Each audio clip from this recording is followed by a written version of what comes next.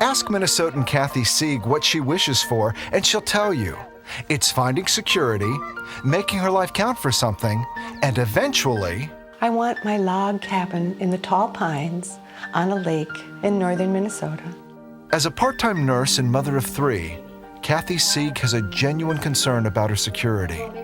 A concern that escalated when her marriage of over 30 years crumbled. I was filled with grief and despair and lots of fear that I wouldn't be able to survive, financially or emotionally.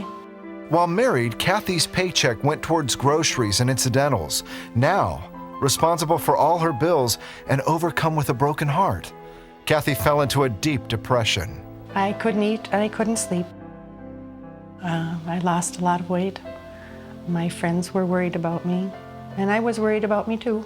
So day after day, Kathy cried out to God. I would lay in my recliner when I was down and I'd say, God, don't forget me. Don't leave me here. Use me. Make my life count for something. God answered Kathy's prayer in a surprising way. I turned the TV on and there was the 700 Club. And I watched it and I realized that I was feeling comfort and hope. That tightness in my stomach was gone. Soon, Kathy became a 700 Club member. I started realizing I didn't miss the $20 and my check was, I was paying all the expenses for myself and my check was lasting. Still a part-time nurse, Kathy climbed up the giving ladder completely by faith. The more I gave, the more I got. Each time I doubled my pledge, my checkbook grew more.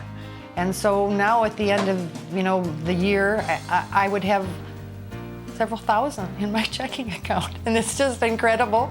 I don't know how he's done it, but he has done it. My money goes farther. It just goes farther. Then one day, while Kathy was watching a telethon, she felt that God asked her to do the impossible, become a CBN founder.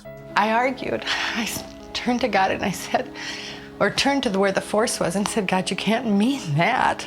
That's $417. How can I do that? You know I want to quit my job.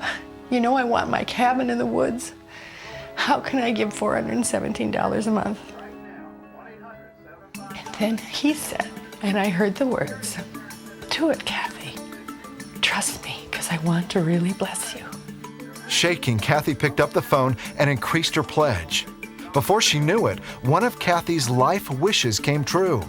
Kathy was on her way to India to dedicate a CBN well. It was so wonderful when I was there.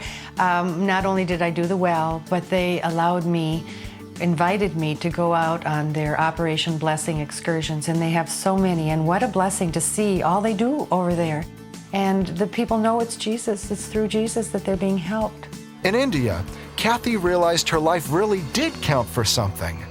And that was just the beginning of Kathy's blessing for obeying God. For the first time in my life, I can do whatever I want, buy whatever I want, without worrying about it. And that has never happened to me before. You can't outgive God. That's the law of reciprocity. I have given, so I have.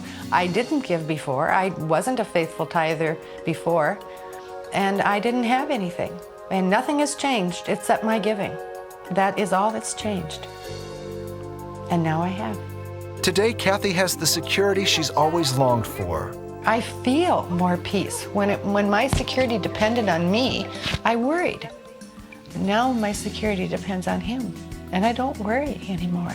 And what about that cabin in the woods? Well, Kathy's still hopeful. What I have until then is knowing that God has his eye on me. And that's more important than anything I could wish for. But I do know that he's not through with me yet. And he has a lot of good things planned for me.